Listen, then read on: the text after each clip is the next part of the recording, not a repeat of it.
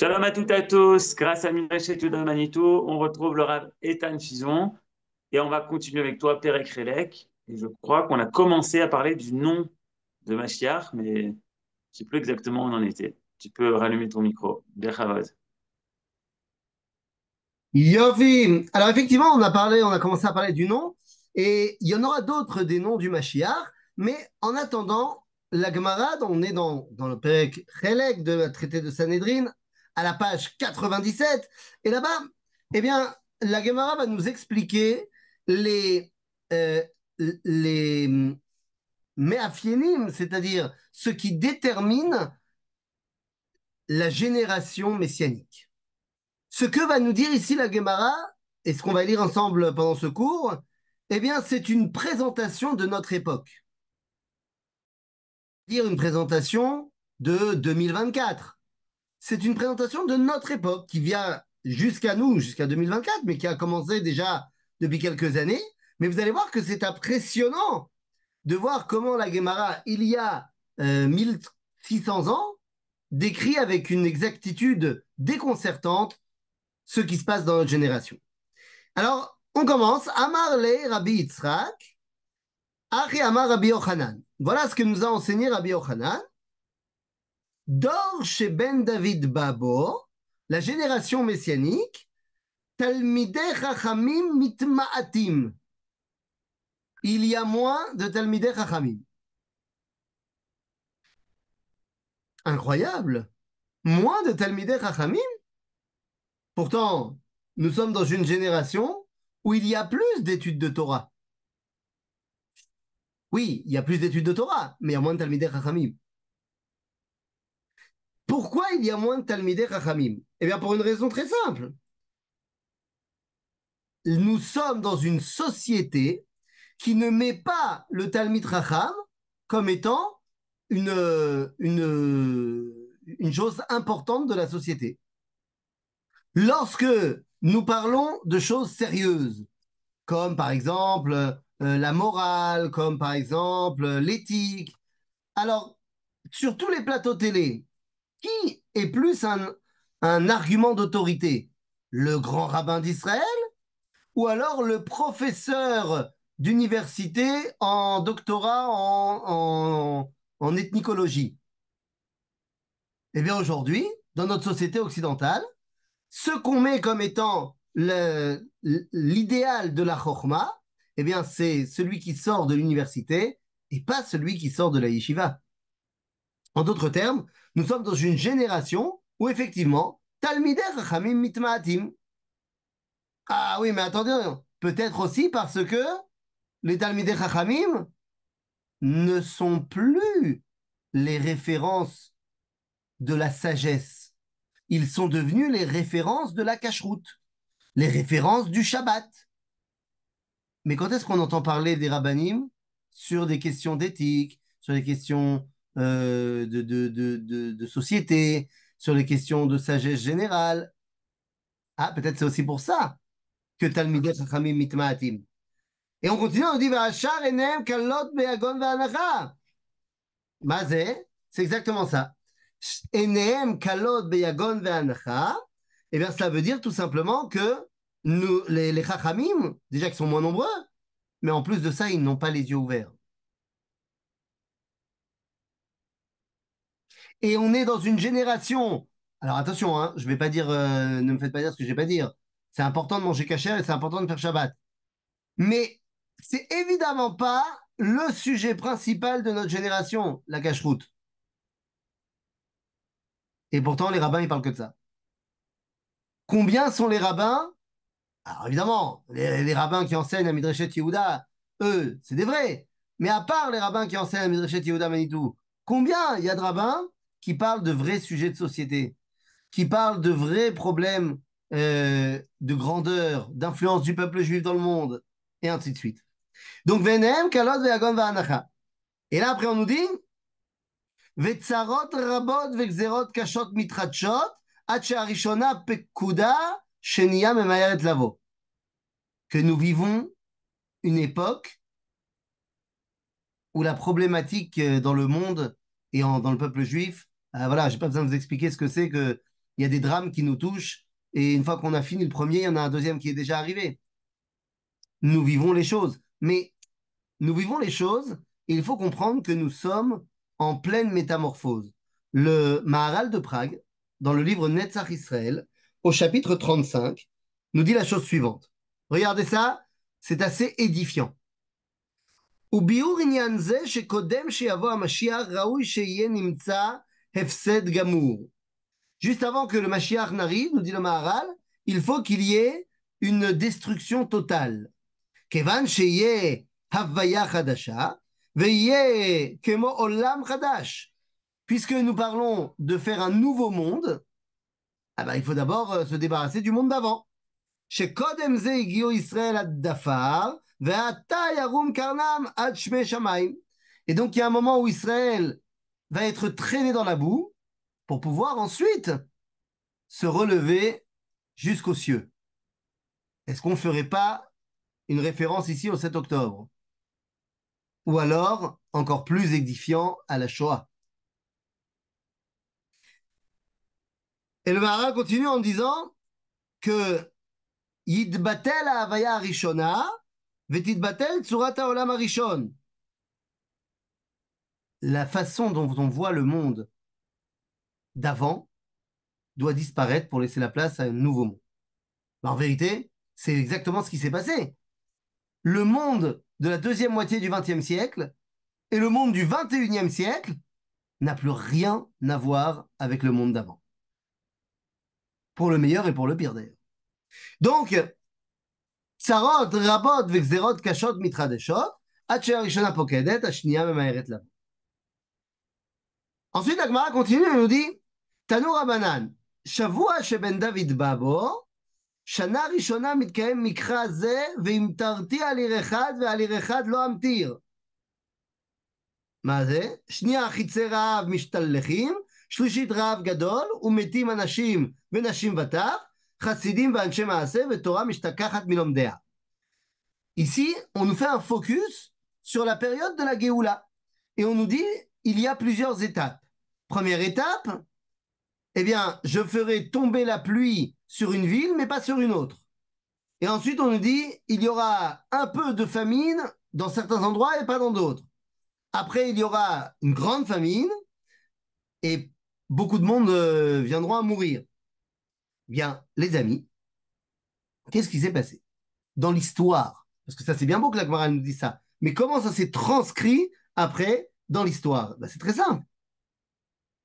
Lorsqu'il y a eu la Première Guerre mondiale, eh bien, ce qui s'est passé à la suite de la Première Guerre mondiale, il y a eu la crise de 29. Vous vous rappelez? Donc, une perdition économique terrible qui a amené à une rave énorme dans le monde. Et de la même façon, pendant la Première Guerre mondiale, eh bien, il y a eu des villes qui ont été bombardées et d'autres qui n'ont pas été bombardées. Il y avait des endroits où ça allait et des endroits où c'était terrible. Suite à cela, une perdition économique énorme. Ensuite, il y a eu Ra'av Gadol Ba'olam, la crise de 29. Et ensuite, on a vu Anashim, Nashim Vatav, Chassidim Va'Anshe Ma'aseh. Qu'est-ce qui leur est arrivé? Torah Mishtakachat Milomdea. Et le peuple juif a abandonné la Torah. Là, c'est exactement ce qui s'est passé dans la première moitié du XXe siècle. Et puis ensuite, on nous dit Barevich, Sova Veino Sova. Après, c'est quoi l'étape d'après? L'étape d'après, c'est après la Deuxième Guerre mondiale, il va y avoir le plan Marshall, la reconstruction économique de l'Europe. Et ensuite, Bechamishi, donc Sova Veino Sova, Chamishit, Sova Gadol, Veochlim Veshotim Usmechim, Vetorah Chozeret Lelomdea. Ça, c'est les 30 glorieuses, le baby-boom, l'abondance économique. Et puis à ce moment-là, Bashishit Kolot.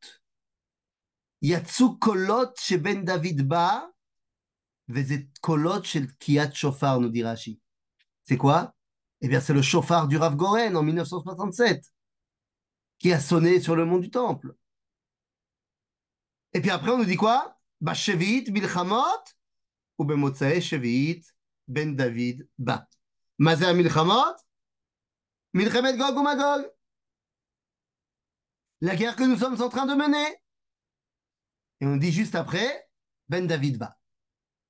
Alors, je ne sais pas quand est-ce que Ben David il va venir, mais en tout cas, vous remarquez ici que donc la Torah, la Gemara, nous a décrit le XXe siècle il y a 1600 ans. Les 6 étapes du XXe siècle. Je répète, d'abord, une situation où une partie du monde est détruite, une autre ça va. Première guerre mondiale. Ensuite, deuxième étape, eh bien, Chitzerav Mishtalechim, c'est-à-dire la déperdition de 29, crise économique terrible. Ensuite, Shlishit Rav Gadol, Umetim Anashim Venashim Vatav Vechasidim Vanchem Maaseh. C'est ce qui va se passer aux abords de la Deuxième Guerre mondiale. Ensuite, la reconstruction petit à petit, le plan Marshall. Ensuite, les 30 Glorieuses et l'abondance de partout. Ensuite, l'espoir messianique avec le chauffard du Rav Goren. Et enfin, la guerre de Gog ou Magog qui amène à l'avènement de Monsieur Mashiach. Donc vraiment, ici, on a 4 lignes du Talmud qui nous racontent l'histoire du XXe siècle. Et la Gemara continue, il nous dit Amar Rav Yosef, Akamashvi deave kaen velo ata. Quoi? Are kama sheviyot shaya velo baou. Il dit quoi? Il y a eu plein de guerres. Tu me dis, il y a eu la guerre et après il y aura le Mashiach. Mais il y en a eu plein de guerres, il n'y a pas eu le Mashiach pour autant après. Et là, la Gemara elle répond, nah, là, je te dis que c'est la 7e, c'est parce qu'il y a eu la 6e d'abord. C'est-à-dire, combien de guerres viennent clore tout le processus qu'on a évoqué? Et à ce moment-là, c'est... Alors, c'est bizarre. Si, la Shoah, bien sûr que ça fait référence. C'est ce qu'on appelle Umetim Anashim Nashim Vatav Vechasidim Vanche Maaseh. Là-dedans, c'est évidemment la Shoah. C'est-à-dire ok. Et là, la Gemara continue et me dit, ok, Tanu Rabbanan, Tanya Slicha, Rabbi Yehuda Omer, Dor chez Ben David Ba, Beit Avad Yé Lesnout. Gog ou Magog et guerre contre Amalek, quelle différence? Ah, très bonne question. La guerre de Amalek est une guerre contre, j'allais dire, le peuple juif. La guerre de Gog ou Magog, c'est une guerre contre Akadosh Baruch Hu. C'est-à-dire, c'est une guerre contre l'État juif. Amalek, il veut tuer les juifs. Il veut juste tuer les juifs. Idbar al-Yahoud. Alors que Gog ou Magog, ils veulent détruire l'entité d'Israël. Ok? Donc, c'est 2 dimensions complètement différentes. Donc là, on nous dit, Dor chez Ben David Ba, Beit Vaad Yé Lesnout. Terrible ça. Beit Vaad Yé Lesnout. Rashi nous dit, Beit Vaad Shel Chachamim Yé le Beit Znout. שקלו החכמים ואין לומד תורה ויהיה חרב מעין איש ובעלי זימה מתגודדים שם מפני שחוץ לעיר היו בתי מדרשות שלהם. Mais enfin, de quoi on parle? On nous dit qu'à un moment donné, là où ça devait être la maison des Chachamim, c'est n'importe quoi. Les Chachamim n'ont plus du tout leur aura. Beit Avad, Zeleznout. Je ne sais pas quoi vous dire. En Botaï, vous savez quel est aujourd'hui le Mahamad, le statut du grand rabbinat d'Israël? S'il n'est pas dans les chaussettes, alors je ne sais pas où il est. Mais oui, tu me regardes comme ça, évidemment, tu fais comme ça. Mais rappelle-toi ce que c'était le grand rabbinat d'Israël à l'époque du Rav Mordechai Eliyahu, du Rav Shapira, du Rav de Yosef, du Rav Goren, du Rav Herzog, du Rav Uziel, du Rav Kook. Tout le monde avait du kavod pour le grand rabbinat d'Israël. C'était le grand rabbinat d'Israël qui représentait la Torah dans le peuple juif. Aujourd'hui, tu sais qui c'est, Birla, le grand rabbin d'Israël? Voilà, tu vois, il y a eu des élections il y a 2 semaines. Tu sais même pas qui c'est. Quelqu'un est intéressé par ce qu'ils disent? Non, parce qu'ils disent rien de toute façon. C'est Nora. Les gens, ils s'occupent plus des rabbins parce que c'est terrible. Ah bon, alors on fait quoi? Ben on fait quoi, hein? Euh, on fait quoi? On propose une alternative. Il faut proposer des nouveaux rabbins. Eh oui, eh oui. Vous savez quand est-ce que le grand rabbinat d'Israël est devenu véritablement l'or elevanti? Il est devenu l'or elevanti à partir du moment où on a décidé que le grand rabbin d'Israël, ça devait pas être le Gdol Hador. Ça devait pas être les plus grands rabbins de la génération. À partir du moment où on a décidé ça, c'était terminé. Et donc, il faut ramener au grand rabbinat d'Israël sa grandeur. Mais bon, en tout cas, pour l'instant, sans faute pour le Talmud. Et là, il nous dit, il va se passer un autre truc dans la génération messianique. הגליל הגליל יחרב והגבלן יאשם. Agalil et Golan vont être vidés de leurs habitants. Ça vous rappelle un truc qui se passe depuis un an? Hein? On va avoir peut-être l'accord de cessez-le-feu avec nos chers amis du Hezbollah cette nuit, demain matin. Et vous savez ce qui va se passer dans cet accord-là? Ben, les gens, ils vont toujours pas rentrer chez eux, a priori, puisque l'accord, il n'est pas censé empêcher le Hezbollah de revenir. À Galil va à Golan, Nehesham. Il n'y a plus personne. Et là, on nous dit, Ve'anshe gvul yesovevu meir leir velo yachonenu. Mais comment tu sais, Talmud, que les gens sur la frontière, ils vont aller de ville en ville et ils n'auront nulle part où aller s'installer? Shlomi, Krachmona, Metula. Allô? Comment tu savais qu'ils allaient être dans des hôtels partout?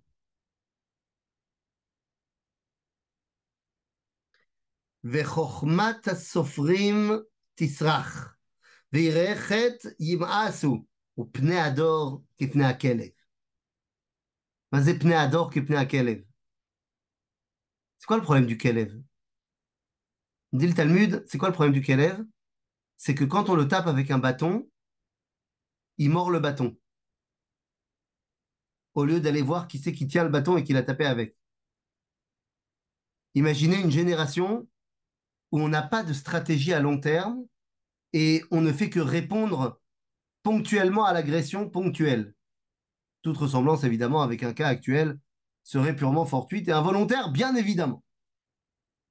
Mais encore une fois, c'est incroyable. Ces lignes-là datent de 1600 ans.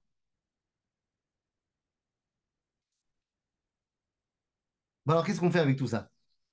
Qu'est-ce qu'on fait avec tout ça? Rabba verabi Zeira avdei seudat puraya deade adadei.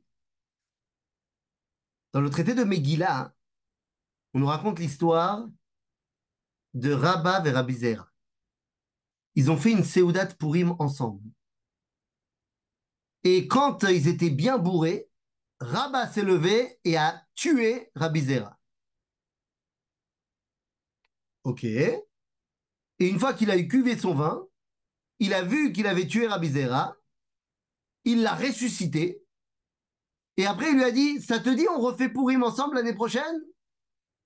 Et Rabbi Zera lui a dit, eh oh, c'est pas tous les ans Purim, hein, on n'a pas des miracles tout le temps. Mais qu'est-ce que c'est que cette histoire? Rabba, en araméen, ça veut dire gadol. Zeira, ça veut dire petit. Il y a un danger lorsque tu veux revenir à la grandeur. C'est que la grandeur détruise la petitesse. Qu'est-ce que ça veut dire? On est en période de Géoula. On est en période de Ben David Ba. On est en période de grandeur. Est-ce que ça vous est déjà arrivé? Parce que je sais qu'ici, à la Médrechet Yehuda, vous êtes tous des gens extrêmement impliqués dans la Géoula d'Israël. Que quand il y a une manifestation, vous êtes les premiers, drapeau à la main, parce que vous avez une conscience de la Géoula qui est extrêmement importante. Vous tenez ça de Manitou. Mais est-ce que ça vous est déjà arrivé de vous dire que telle ou telle mitzvot particulière et halachot ktanot, bah, ça vous parle moins? J'attends pas une réponse de votre part, je sais que la réponse est oui. Parce que des fois, on est tellement occupé à la grandeur que les petites choses, on se disait non. Alors, qu'est-ce que ça veut dire cette histoire? Eh bien, ça veut dire que lorsqu'on est dans une situation de chokhmat asofrim tisrach, veiraechet imaasu, c'est peut-être aussi parce que on en a marre des petites choses et on veut s'attacher à la grandeur. Le problème, c'est quoi? C'est que dans la Torah, on nous a expliqué que on a besoin du klal, mais on a besoin aussi du prat. Ça fait partie des attributs par lesquels on étudie la Torah, qui s'appelle klal sheutzarir lifrat, vefrat sheutzarir le klal. Et ça, c'est la difficulté. Et ça, c'est le boulot de d'or chez le Ben David. D'être connecté à la grandeur, à Rava, et d'être connecté aussi à la petitesse de Rabbi Zera. D'être capable de préparer une manifestation incroyable pour la libération des otages, et en même temps, ne pas oublier que je mets d'abord ma chaussure droite et après ma chaussure gauche quand je m'habille le matin. Klal veprat. Et à ce moment-là, nous dit la Gemara, dans la génération de la Géoula, à Emet Neederet. Alors là, alors là, c'est tellement facile à voir. À Emet Neederet. La vérité disparaît. Et on accuse Israël de crimes de guerre, de crimes contre l'humanité, et on ne dit absolument rien sur le comportement des Iraniens, des Saoudiens, des Qataris. Tout va bien. Responsable des droits de l'homme, c'est l'Iran. Responsable des droits de la femme, c'est l'Arabie Saoudite. Tout va bien, normal. Et pendant ce temps-là, Israël commet des actes de guerre, des crimes de guerre, des crimes contre l'humanité. Je sais pas comment vous le percevez. C'est très énervant, mais c'est aussi tellement risible au final. Bon, alors, je sais pas si Bibi, finalement, il va aller à Paris ou il va pas aller à Paris. Parce que s'il atterrit à Paris, normalement, la police française doit l'arrêter. Ah oui, c'est la loi. Mais Mamash à Emet Nehederet. Maintenant, il y a une autre signification de Emet Nehederet qui est pas moins fausse aujourd'hui, c'est de dire que à Emet, Inyet Adarim Adarim. C'est-à-dire que la vérité devient troupeau troupeau. C'est-à-dire quoi troupeau troupeau? Ben, ça veut dire que avant, tu avais une idée, mais tu savais qu'une partie de la vérité était aussi chez l'autre. Aujourd'hui, on est dans une génération où moi, je pense que je détiens toute la vérité. Et pourquoi il y a des tels conflits entre les différentes factions dans tous les pays du monde? Parce qu'on n'arrive pas à se dire que ce que toi tu penses, il y a peut-être du Hémet dedans. Ahmed Zetzli. Et l'autre, il dit Ahmed Zetzli. C'est chez moi. Zé Ahmed Nederet, Adarim, Adarim. On ne peut pas se parler. Donc ces deux dimensions-là, on les retrouve mamash dans notre génération. Une civilisation complètement divisée, chacun pense qu'il a la réalité chez lui, la vérité, et une civilisation où la véritable vérité est tournée en dérision. On nous dit Aemet Nederet, שנאמר ותהי אמת נהדרת ושר מרע משתולל. ומאי ותהי אמת נהדרת, אמרי דבריו, מלמד שנעשית הדרים הדרים והולכת לה. C'est ce qu'on vient d'expliquer. Et là, nous dit la Gemara, Aval Amre devei Rabbi Shila. Dans le Beth Hamidrash de Rabbi Shila, il a dit Kol mishesar mera mishtolel ala beriot. Ça veut dire quoi? Tout celui qui ne rentre pas dans le moule, qui veut dire la vraie vérité, il est poursuivi par les briotes. Et tout le monde lui dise, tu es fou. Toi, tu viens sur les réseaux sociaux, à la télé, et tu essaies d'expliquer, mais enfin, le Hamas tire ses roquettes depuis des écoles. Les écoles de l'UNRWA, donc il faut fermer l'UNRWA. Mais vous êtes fous. Mais vous voulez arrêter l'organisation de l'ONU? Non mais enfin, dans toutes les autres guerres contre le terrorisme, le ratio entre terroristes tués et civils tués, il est au-delà de 4. Alors qu'en Israël, à Gaza, c'est 1 pour 1. On tue le moins de civils, même si en vrai on sait qu'ils ne sont pas vraiment civils, mais on tue le moins de civils que tous les autres pays démocratiques du monde. Et je ne te parle même pas des dictatures. Donc comment vous pouvez nous dire qu'on fait des crimes de guerre? Et Assad qui a tué un demi-million de personnes, pourquoi vous ne l'avez pas condamné? Et là on te répond, mais enfin tu es fou.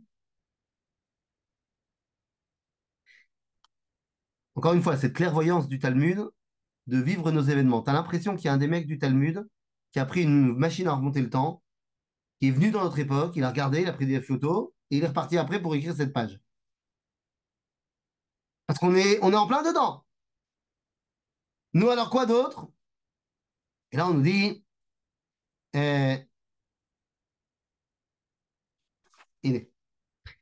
Amaraba, Batechila, Haïti, Omer, She'ein Emet Baolam. Nous ramène ici un enseignement au nom de Rabat qui dit, je pensais qu'en vrai, il n'y avait pas de Emet Birlal dans le monde. Et il commence à nous raconter une histoire, qu'il était dans un pays qui s'appelait Vérité, et là-bas, il a trouvé un homme, et cet homme-là, il a été obligé de dire un mensonge et il en est mort. Et qu'est-ce que ça veut dire tout ça? On dit que la recherche de la vérité, c'est le combat de l'époque messianique. C'est vraiment notre combat. Et vous savez qu'est-ce qui rend la tâche si difficile? C'est l'abondance des informations et des images. On sait tout ce qui se passe partout. Et on sait tellement tout qu'on n'arrive plus du tout à faire le tri. Et c'est le combat de la génération messianique, de savoir rappeler quel est le Hémet et où est le Hémet. C'est notre combat actuel. La Gemara continue en nous disant Tanya Rabbi Nehorai Omer, Dor Sheben David Ba, Ne'arim Yalbinu Pene Zekenim, Zkenim Ya'amdu Lifne Ne'arim, Ubat Kama Be'amma, Vechala Bechamota, Upne Ador Kifne Akelev, Ve'en Aben Mitbayesh Me'aviv. Et ben voilà, les amis. Hein. Encore une fois, nous dit dans la génération messianique, qu'est-ce qui va se passer? Il va se passer que le rapport avec l'autorité, le rapport avec les parents, le respect qu'on a pour nos aînés,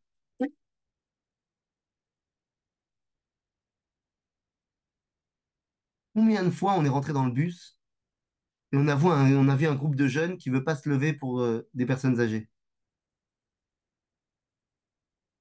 Mais tu n'arrives même pas à leur expliquer en quoi ils ont tort parce que ça te paraît tellement évident.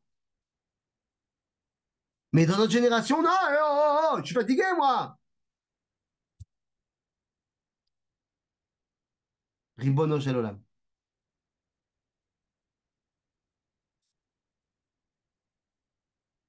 Comme mes enfants qui me disent qu'on leur a demandé de ranger comment ça s'appelle, les kniottes, les courses qui sont arrivées avec le Mishloach.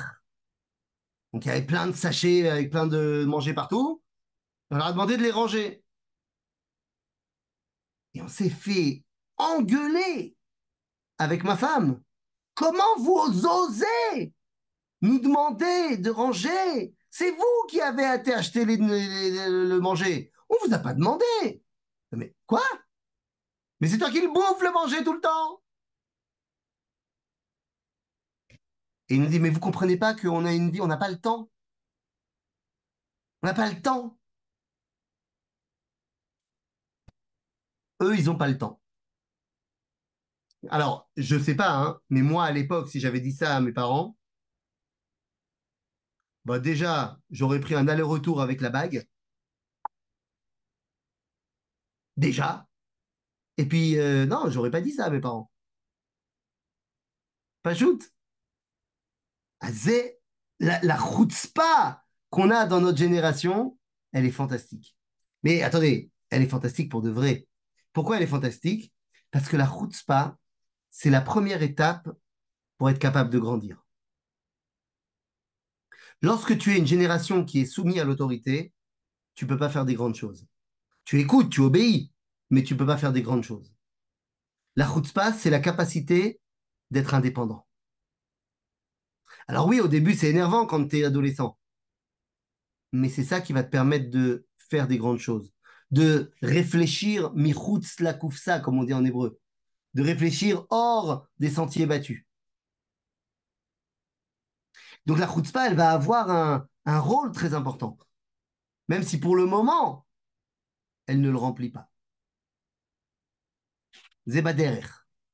Et c'est pour ça que il y a un livre, je ne sais pas si vous connaissez, qui s'appelle Perek Shira. Vous connaissez Perek Shira? Perek Shira, c'est un livre qui a été écrit par le roi David. Une fois qu'il a terminé d'écrire les Teilim, il a écrit un petit livre avec un bonus de roi HaKodesh qu'il a reçu, Perek Shira. Et en fait, ce livre-là, c'est quoi? C'est la chanson que va entonner chaque créature de ce monde. On a le chant du soleil, le chant de la lune, le chant du vent, le chant des océans, le chant de la gazelle, le chant. Et les derniers qui chantent, les dernières créatures qui chantent dans le Perek Shira, c'est les clavim, les chiens. Ils chantent. Mais comment ça, ils chantent? Oui, ils chantent, ils font. Mais en fait, qu'est-ce qu'ils disent? C'est quoi le verset des clavim? Ils disent Bou nishtachave v'nichra nivracha lifnei Hashem Eloheinu. Venez, prosternons-nous devant Dieu. Mais c'est des clavim. Eh oui. Eh oui, le prophète Ishayahu, il dit des clavim, azen nefesh, lo yadu sov'a. Ce sont des chutzpanim, les clavim. Ils voient un homme qui est fait à l'image de Dieu et ils aboient. Mais pour qui tu te prends? Nachon. Mais en fait, ce qu'ils demandent, c'est quoi? C'est de pouvoir se prosterner véritablement devant Dieu. Les clavim, quand on est sorti d'Égypte, ils n'ont pas aboyé. Il y a ce verset dans la Torah, dans la paracha de Bo, qui dit où le chol bene Israël lo yecheratz kelev leshono. Les chiens n'ont pas aboyé quand on est sorti d'Égypte. De l'amalo. L'amalo. Pour une raison très simple. Vous savez ce que représente le chien dans la culture égyptienne?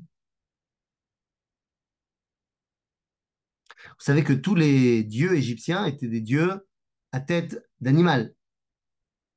Eh bien, c'est qui le chien? Le chacal, le canidé? Eh bien, c'est Anubis. Anubis, c'est le dieu du Olam Abba chez les Égyptiens. En d'autres termes, lorsque les Bnei Israël sont sortis d'Égypte, les chiens qui représentent le Olam Abba là-bas se sont tus parce qu'ils ont compris que ceux qui représentaient vraiment le Olam Abba, c'était Israël. Mais ça veut dire quoi? Ça veut dire que cette route-spa-là, elle est dirigée vers quelque chose de très, très, très positif. Même si elle prend des chemins tortueux et même si au début, ben, ça se voit pas trop. Mais au final, c'est pour amener à une véritable volonté de se rattacher à Dieu. Et après, nous dit la Gemara, Tanya, Rabbi Nechemia Omer, Dor Sheben David Ba, Azut Tarbe, והיוקר יעוות, והגפן ייתן פריו, והיין ביוקר. Qu'est-ce qui se passe? Rachid nous dit, c'est une génération où il y aura plein à manger, mais ça sera très cher. C'est-à-dire, on ne manquera de rien, mais les prix seront exorbitants. Bah, encore une fois, j'ai envie de te dire, ils sont venus nous dire un petit coucou. C'est-à-dire que nous sommes dans une génération où il y a une abondance invraisemblable dans le monde. Va te balader au supermarché. Une abondance. Je veux dire, certains d'entre vous ont des cheveux qui sont assez grisonnants. Donc vous avez vu des choses que moi je n'ai pas vues. Mais je ne vais pas vous demander de vous rappeler les années où il y avait des tickets de rationnement parce qu'il n'y avait rien à manger. Aujourd'hui, on est dans une situation d'abondance énorme, ce que nous dit la Gemara. Aval, le vin, il est cher. Ça montre quoi? Ça montre que tu es dans une société non seulement d'abondance, mais aussi de ce qu'on appelle de loisirs. Société des loisirs. Je vais mettre des prix exorbitants pour des objets qui ne servent à rien. Et les gens vont l'acheter.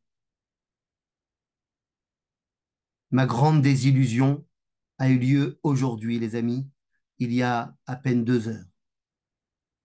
Mon fils est parti au SNIF et il m'a dit, Papa, tu me donnes du fric? Je lui ai dit, bah non, t'as pas besoin. Il dit, non, mais il y a un kiosque et tout, ça va être sympa, on peut acheter des petits falafels. Je lui ai dit, d'accord, mais tu as de l'argent. Mon fils, il travaille. Il travaille toutes les semaines, tous les vendredis, il va nettoyer des cages d'ascenseur, des cages d'escalier, et il se fait entre 100 et 150 shekels par semaine. Très bien, il a 13 ans, c'est très bien. Donc, je lui dis, mais t'as de l'argent. Et vous imaginez-vous la réponse. Je ne l'ai pas vu venir. Je ne l'ai pas vu venir parce que moi, je suis tellement pas là-dedans. Il me dit, mais tu plaisantes, je ne peux pas utiliser mon argent. Vendredi, c'est le Black Friday. Il n'arrivait même pas à le dire. C'est le Black Friday. J'ai dit, le Black Friday? Ah ouais, ouais, ouais, le Black Friday. Donc je vais avec mes copains, on va acheter plein de trucs de le Black Friday. Et je dis, mais t'as rien besoin. Non, mais tu comprends pas. Ah, voilà, tu comprends pas. Mais les gens, ils achètent. Moi, je me mets à la place de la marque. Il n'y a pas de raison qu'elle fasse pas cher, hein. Plus tu fais cher, plus les gens, ils achètent. C'est fou. Et ben voilà, on y est. היין ביוקר, והגפן ייתן פריו, אבל היין ביוקר, והיוקר יעוות. Plus c'est cher, plus tu dis que c'est de la qualité. C'est fou, hein? Vous savez qu'il y a une marque, il y a 2 ans, juste après le Corona, il y a une marque de chaussures qui est absolument inconnue au bataillon, qui est premier prix, machin. Les mecs qui avaient la marque de chaussures, ils ont décidé de faire un truc. Ils ont loué un local, ils l'ont décoré en mode grand magasin de luxe, ils ont présenté les chaussures que personne ne connaît évidemment, ils ont changé le nom de la marque et ils ont invité plein de célébrités pour l'ouverture du magasin. Tous les célébrités sont venues et comme les chaussures étaient présentées sur des trucs très jolis avec une belle présentation, machin, ils ont tous pensé que c'était une marque avec un nom italien comme ça, et que c'était la nouvelle tendance et la marque de folie. Et ils ont tous dit, il y a des vidéos, elles sont incroyables, où ils disent, mais on voit que c'est vraiment de la bonne qualité, on voit que ça vaut le prix, parce qu'ils ont mis des prix exorbitants. Avant de faire leur coup de pub, leurs chaussures, elles coûtaient 39 $. Et après le coup de pub, ils ont vendu les chaussures à 399 $. Et tout le monde disait, mais non, mais ça les vaut, ça les vaut. Alors que la semaine d'avant, elles étaient à 39. Pourquoi? Parce que tu as dit que c'était précieux. À Yoker, Yavet.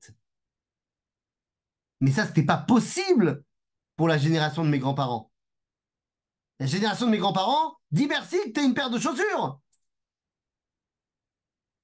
C'est tout. Et aujourd'hui, mais tout ça, ça fait partie des Simané à Géoula. Pourquoi ça fait partie des Simané à Géoula? Parce que c'est bien que le monde y soit plein d'abondance.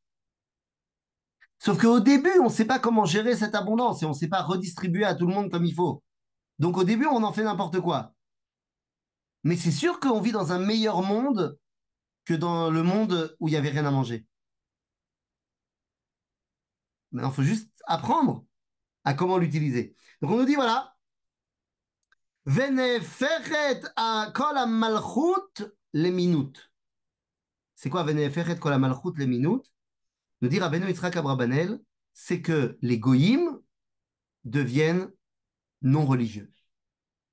C'est-à-dire que l'Europe occidentale et les États-Unis deviennent de plus en plus moins religieux, abandonnent le christianisme. Alors les États-Unis peut-être pas, mais en Europe, évidemment. Et pourquoi est-ce que ça, c'est quelque chose qui est du domaine de la Géoula? Ben parce que pour qu'ils puissent accepter Akadosh Baruch Hu, il faut d'abord qu'ils se séparent de la Emouna dans la Avodah qu'ils avaient. Ve'en tochecha. Ve'en tochecha, on n'arrive pas à faire des remontrances à son prochain. Pourquoi? Parce qu'on est aujourd'hui dans une génération où celui qui doit se justifier, c'est celui qui fait la Torah. Fut un temps où celui qui devait se justifier, c'est celui qui transgressait la Torah. Aujourd'hui, celui qui doit se justifier, c'est celui qui fait la Torah. Et il faut être très politiquement correct, et il faut pas faire de hadata, et il faut pas obliger les personnes. Donc, quand quelqu'un, tu vois, qui respecte pas la Torah, faut pas lui dire, faut le caresser dans le sens du poil. Ben non, ben non, c'est pas vrai. Parce que le pauvre, sinon, si tu lui dis pas, il saura pas. Il saura pas qu'il fait n'importe quoi. Et à ce moment-là, on nous dit, Tanoura Banan, qui a din Hashem amo, qui irait qui a zlat yad ve'efes atzur ve'azuv. Ma זאת אומרת? אין בן דוד בא עד שירבו המסורות. Dans la génération de la venue du Mashiach, il va y avoir des malchinim, des mosrot, des juifs qui bossent pour les goïms contre les juifs. Je ne sais pas si vous pouvez imaginer des juifs, des membres du peuple d'Israël, mais qui écrivent tous les jours dans des journaux contre ce que l'État d'Israël fait. J'ai dit, toute ressemblance avec des cas actuels serait purement fortuit et involontaire. Mais vous voyez à quel point la Guémara, il y a 1600 ans, elle nous décrit, voilà, on a l'impression qu'elle fait un compte-rendu de notre dernière année. Davar acher, ad sheitma'atu atalmidim. Ma sommette, en talmidim. Mais oui, parce qu'on est en train de transiter entre la Torah de Galout et la Torah d'Eretz Israël. Et donc, c'est caché. Parce que les Talmidim, ils étaient habitués à entendre quelque chose. Et maintenant, tout d'un coup, il faut qu'ils entendent autre chose. Davar acher, ad shetichle pruta minakis. C'est quoi? Le mashber kalkali, la crise économique qui nous pend tous au nez, puisque on vit dans une société où l'argent, c'est de l'argent qui n'existe pas en vrai. C'est de l'argent qui spécule, c'est de l'argent fictif. Et le bitcoin qui règne. Ben oui, mais Caleb Pruta Minakis. Les gens, ils ont pas. Pourtant, il y a de l'abondance partout. Nachon, il y a de l'abondance partout, mais les gens, ils ont pas. דבר אחר, עד שיתייאשו מן הגאולה, שנאמר ואפס עזו עצור ועזוב. כביכול אין סומך ועוזר לישראל. Dans le processus de la Géoula, il y a des gens qui perdent espoir. Ben ça, on a vu cette année. On a vu des gens perdre espoir cette année.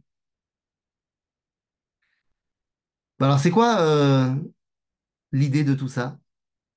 L'idée de tout ça, Rabotai, c'est de nous expliquer une chose.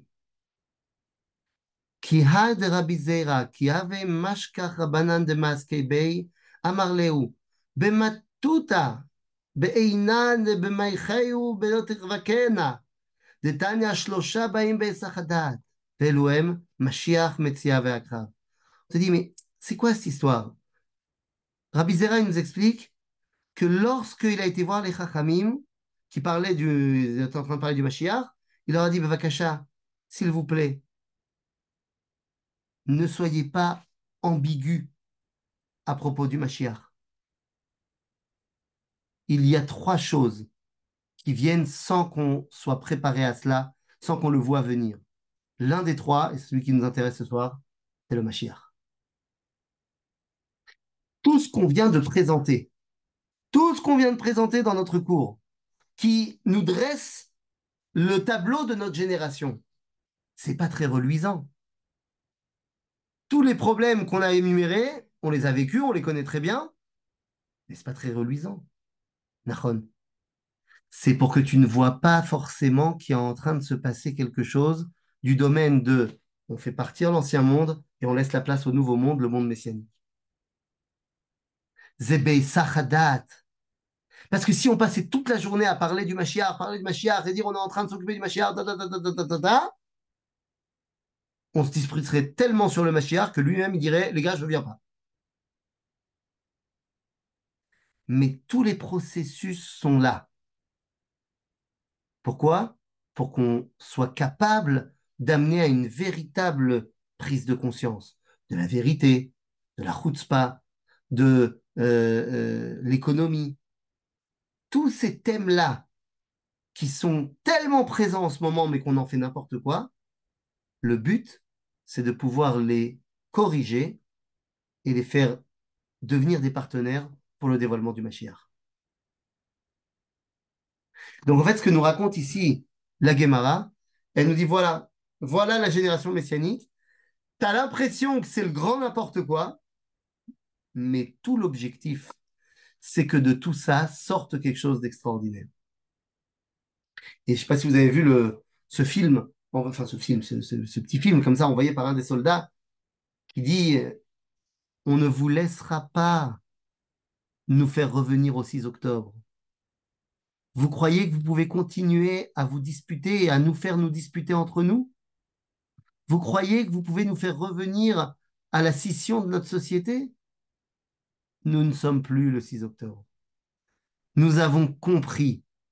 Et nous, les soldats des Milouim, nous ne laisserons pas ce pays retomber dans ses travers. Mais pour comprendre ça, il a fallu ses travers.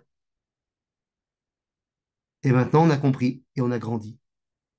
Tout ce chapitre, toute cette page du Talmud qu'on vient de terminer, eh bien, nous explique que tout ce qui nous est présenté a pour but de nous permettre d'être prêts à l'avènement messianique.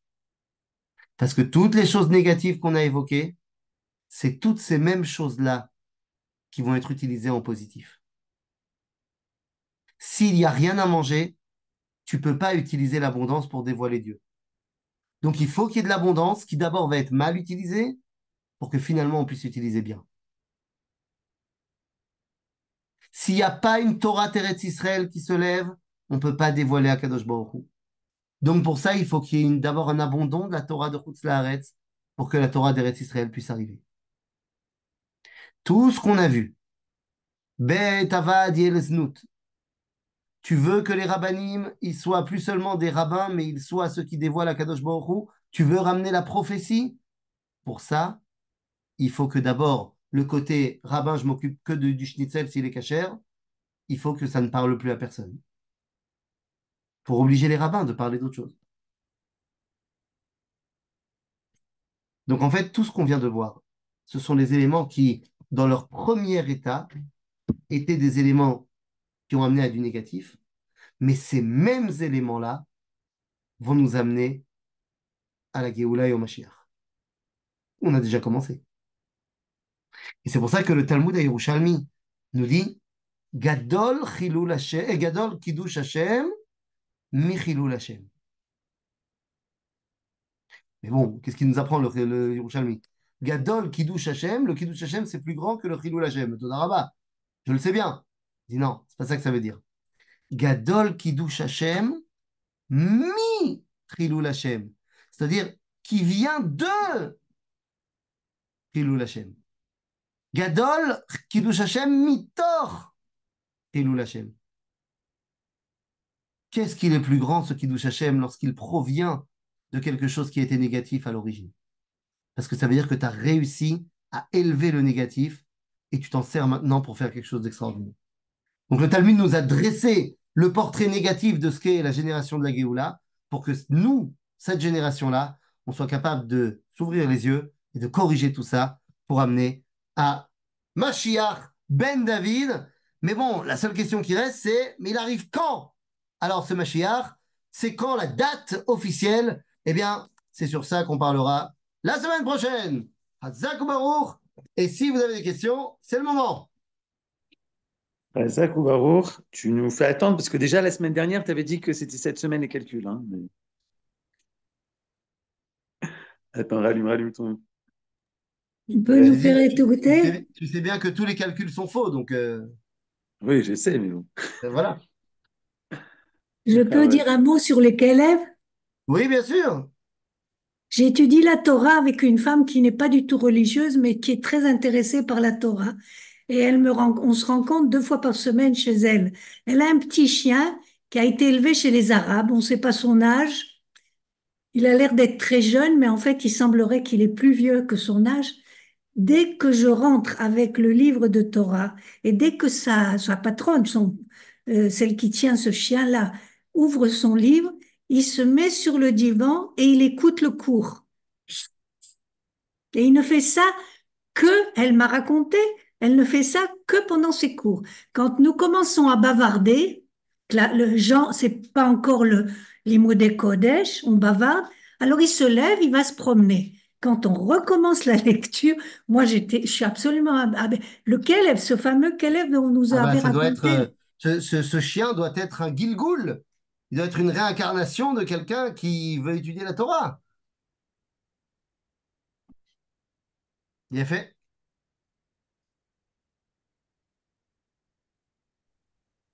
Une autre question, remarque, quelqu'un veut parler d'un autre Ils animal? sont peut-être plus intelligents que nous, hein? Ah bah peut-être, peut-être. Merci Voilà ce qu'on beaucoup. devrait faire en tout cas. Amen. Merci beaucoup. Yopi, Bachazak Baruch. C'est là. Merci. תודה רבה. Baldo.